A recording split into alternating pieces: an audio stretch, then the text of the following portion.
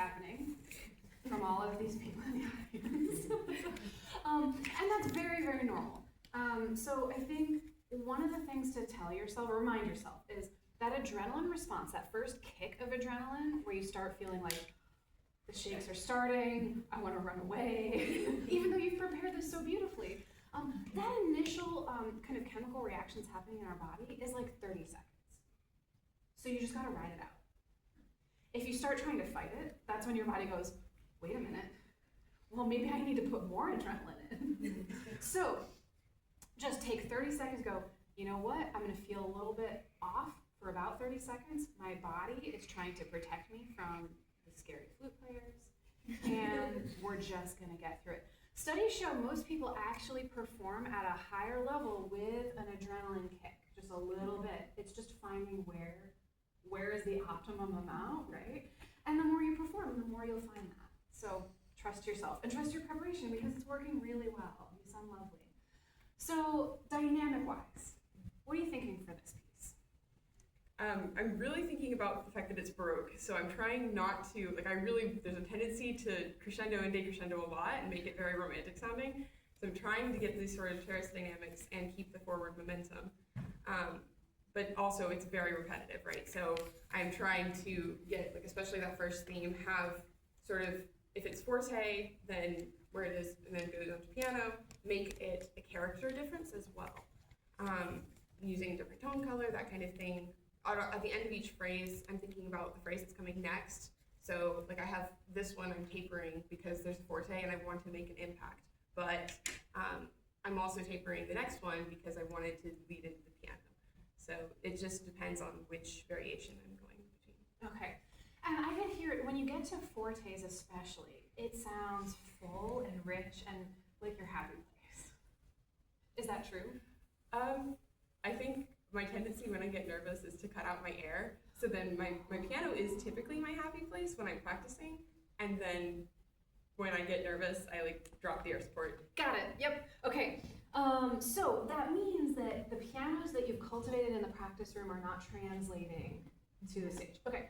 So we're gonna work on some strategies for that. I think a lot of the case it's lower lip and then air trust. So what I like that you said is you're going for a different character. So we're gonna maximize that different character and not worry about playing with less air so much. Technically, yeah, we're gonna be using a little less air, but the speed is the same for pianos, right? My flute is super, super cold. So I'm gonna be really flat, and that's fine.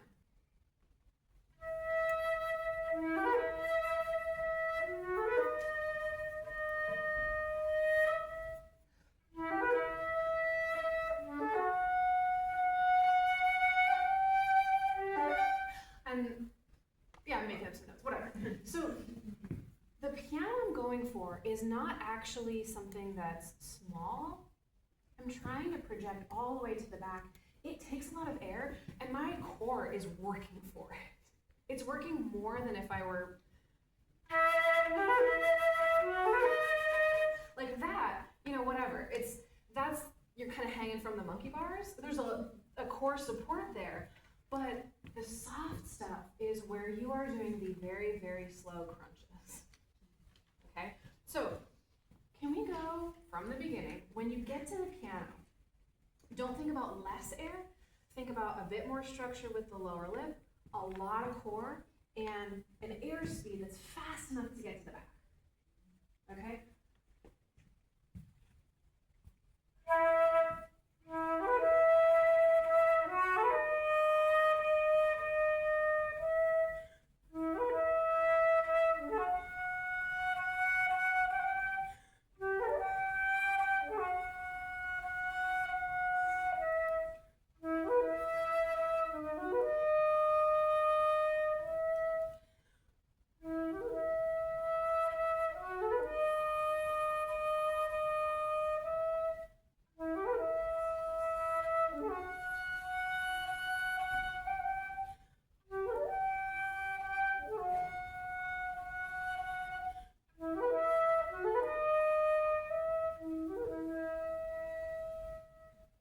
Did that feel better or worse?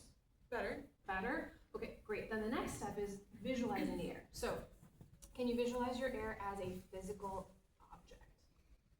A Twizzler maybe, but a very long, or a ribbon.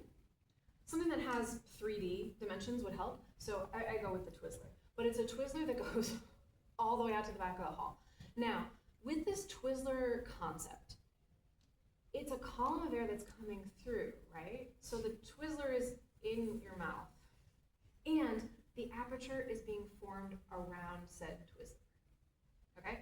So you want to maintain, you're gonna pick a shape for that, for the softs, and you're gonna maintain that and let the air fill that Twizzler space the entire time. It has to be the same shape all the way through. If the air starts chipping away at the Twizzler, that's when we know we need to probably put a little more in. Does that make sense? So we're creating basically something kind of like this for the aperture, but we're creating that around a shape. So the air column is our shape. And we're maintaining that and filling the shape at all times. Okay, starting at the piano? Start at the piano.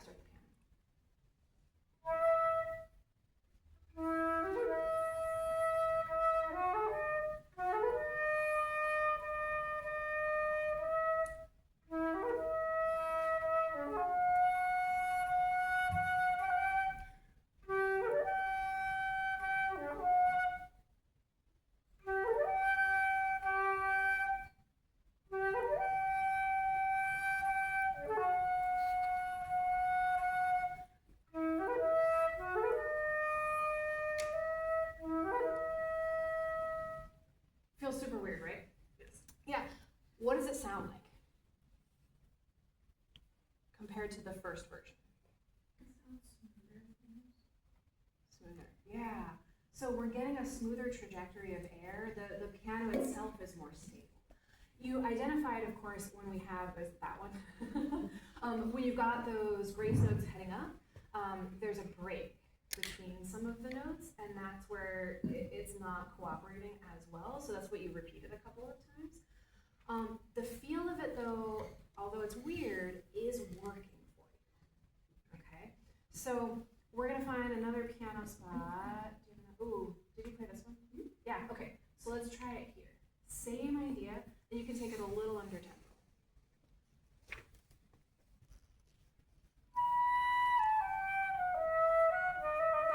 I'm hearing a couple different shapes.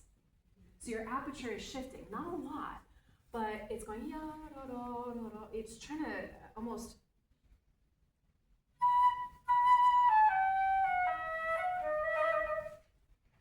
chewing the notes, but from the lips. So instead,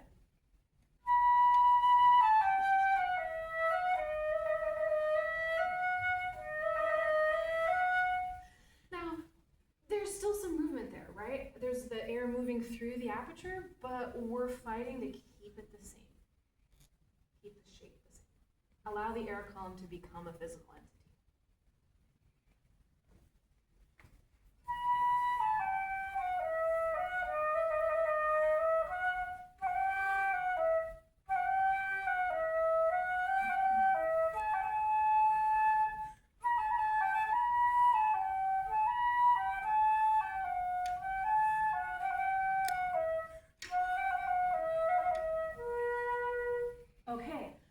Feeling better now as you kind of work through it? So it's not what I'm used to, but yes. How would you describe the difference? I think I've been doing a lot of practice on like intonation of each individual note, so I've been adjusting to every single note. And the difference here is like I'm keeping it set, so there's a little bit more risk of like I don't know where this is going to sound, but where it instead of knowing that the note is going to be in tune, but not knowing if it's going to have pitch around it, it's continuing on. Yeah, and that's a really great point. When we are working on pitch, and especially if we're going for really honing it, when we've got all of these arpeggios, like you have to, right? There's a lot of movement that happens. You can do both. Let's say your shape is this for the piano. If it's this and we need to adjust the pitches for different notes, we're going to be just toggling the shape. We're going to keep the shape the same, but aim it more up or more down. What we get into trouble with is if we start manipulating the shape itself as we're trying to move it. Yeah? So I think marrying those two ideas is going to really, really help.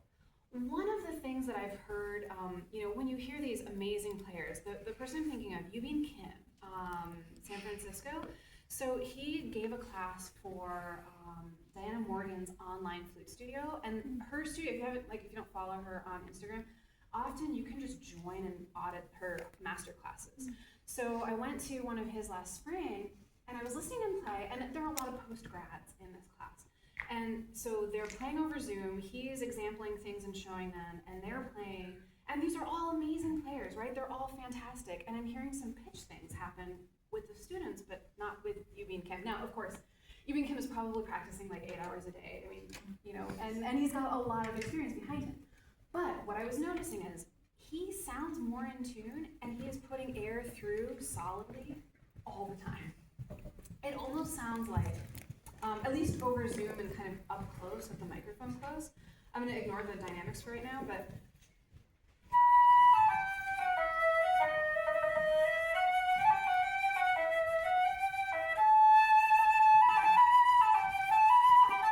where the students were maybe doing something like,